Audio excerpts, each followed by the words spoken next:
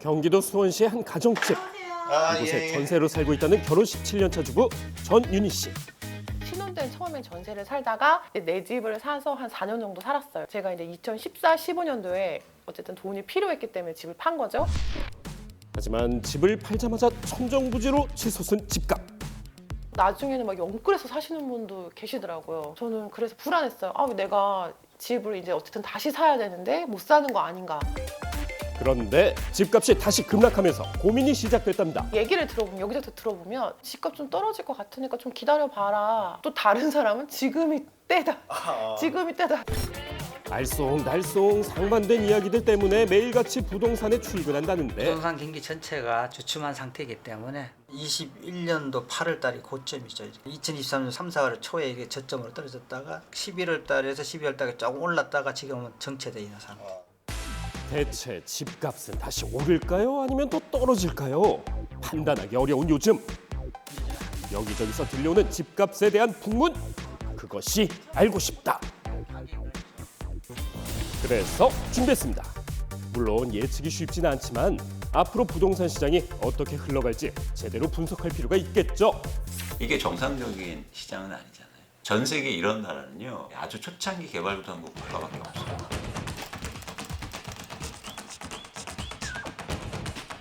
각종 부동산 지표들과 함께 2024년 부동산 시장을 낱낱이 파헤쳐줄 어벤져스 등장. 지금부터 전격 분석 시작합니다. 역사적으로 소득 대비해서 어느 정도 수준인지를 보여주는 차트예요. 소득을 한 푼도 쓰지 않고 저축하면 몇 년 안에 집을 살 수 있을지를 보여주는 PIR 지수.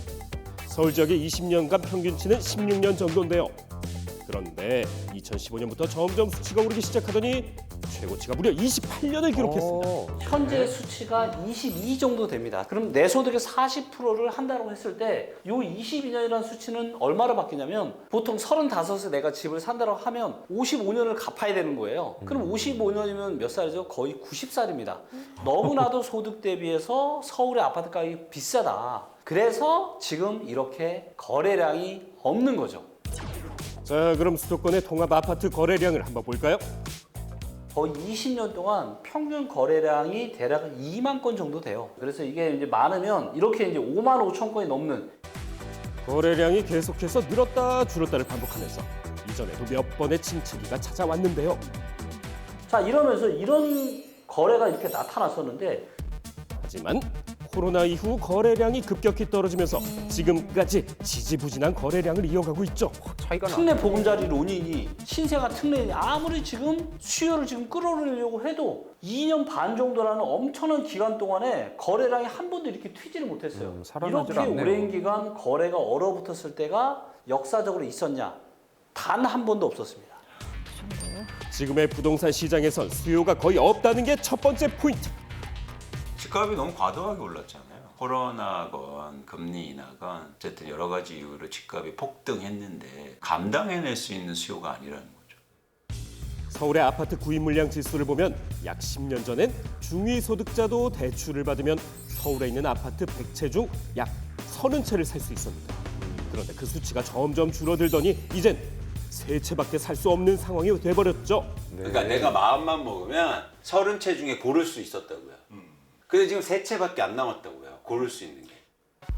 부동산 현황 포인트 그 두 번째, 수요에 가장 큰 영향을 미치는 것 중 하나가 바로 대출인데요. 대출을 받아서 집을 샀을 때 매달 원금과 이자를 얼만큼 갚아야 하는지 계산해 보면 그 사실을 확인할 수 있죠. 말 그대로 내가 주택을 구입을 하는데 부담이 어느 정도인지를 보여주는 데이터인 거예요. 집 한 채를 사기 위해 지난 20여 년간 한 달에 평균 약 250만 원을 부담해야 했습니다. 그런데 집값이 최고점일 때 이 지수가 400만 원에 근접한 수준까지 올랐죠. 주택담보대출 금리가 8%였던 시기에도요 300 조금 넘었습니다. 지금보다 더 낮았어요. 200이 안 될 때가 있잖아요. 200이 안 될 때가 있어요. 사람들의 소득은 이때보다 훨씬 더 높겠죠? 그렇겠죠? 320만 원, 거의 330만 원 되는 돈을 주택 원리금 상환에만 쓸 수 있는 사람이 얼마나 있을까요? 부담되죠. 게다가 더 큰 문제는 대출을 받기도 점점 어려워진다는 것. DSR 규제가 22년에 갑작스럽게 도입이 됐거든요. DSR 규제 많이 들어보셨죠? 대출금이 1억 원을 넘으면 연간 원리금 상환액이 연소득의 40%를 넘지 못하도록 규제하는 제도를 말하는데요. 실제로 DSR 규제가 도입된 2022년 1월을 기점으로 가계대출은 엄청나게 크게 줄어든 걸 볼 수 있습니다. 수요가 녹아버렸기 때문에 결국은 주택 가격을 유지할 수 없었고 주택 월간 실거래 지수가 급락을 하는 그런 현상이 나타나게 되거든요. 그러다 지난해 특례보금자리론 등의 대출 제도가 생겨나면서 집값이 반짝 올랐는데요.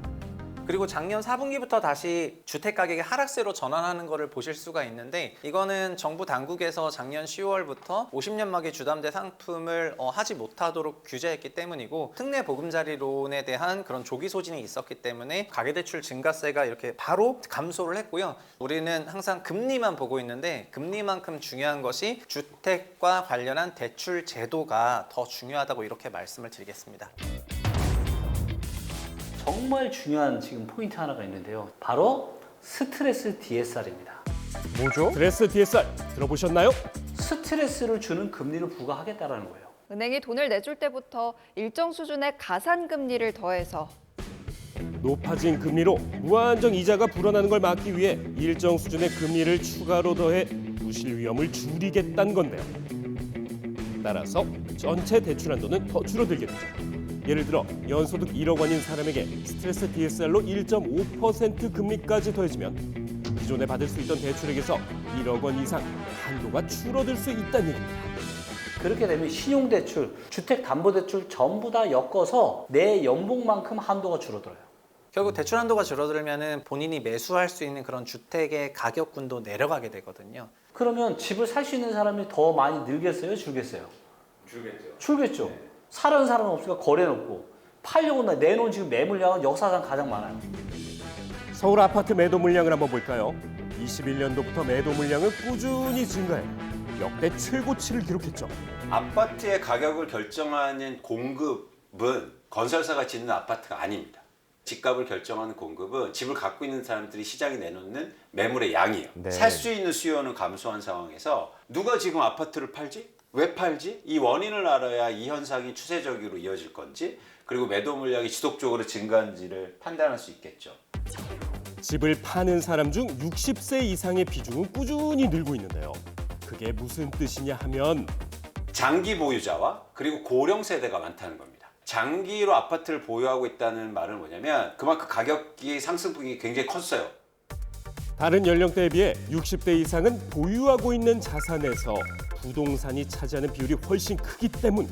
게다가 이들이 은퇴 등 다양한 이유로 시장에 집을 더 많이 내놓을 가능성이 크다는 전망도 나오고 있죠. 기본적으로 물량이 많기 때문에 매도 물량 증가세가 추세적일 가능성이 크다는 거죠. 한마디로 올해 부동산 시장 높은 가격 부담으로 여전히 거래가 회복되지 않는 데다 매물도 점점 쌓여가고 있는 상황. 그리고 내 집 마련을 꿈꾸는 사람들의 또 다른 고민이 있죠. 부동산 시장에 직접적인 영향을 끼칠 수 있는 금리 인하 가능성. 주택담보대출 금리가 반토막이 나도 서울의 아파트 가격은 계속 떨어질 때가 있었습니다. 주택담보대출 금리가 제일 높았을 때가 어디냐면 2008년 10월 달입니다. 주택담보대출 금리가 거의 8%였어요. 얘가 2013년 말 정도에 얼마까지 떨어지냐면 4% 미만으로까지 떨어졌어요. 서울의 아파트 가격은 어떻게 됐죠? 네, 2013년까지 서울 및 수도권은 계속 하락을 했습니다.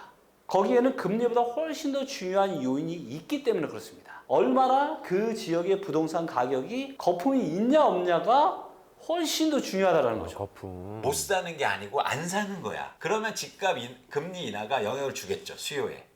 그런데 지금은 못 사는 거라니까요. 근본적인 한계라는 거예요. 구조적인 한계. 그래서일까요?